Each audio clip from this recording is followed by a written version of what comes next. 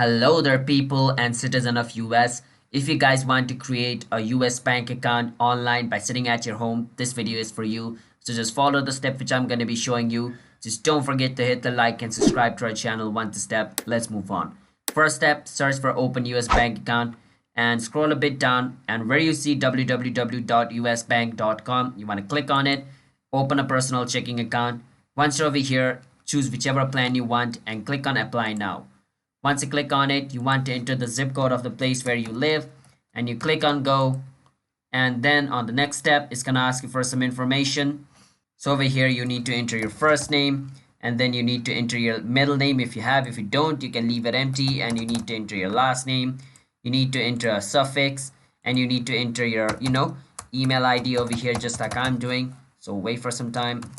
And then you want to enter your mobile number over here, which I'm going to do right now. And then you want to click on save and continue. On the next step, it's going to ask you for some more information. So make sure you have all of your document ready, because it's going to ask you for some detailed information like your SSN and other stuff. Just fill up the form correctly and your bank account will be created for US Bank. So just don't forget to hit the like and subscribe to our channel, everybody, and bye-bye.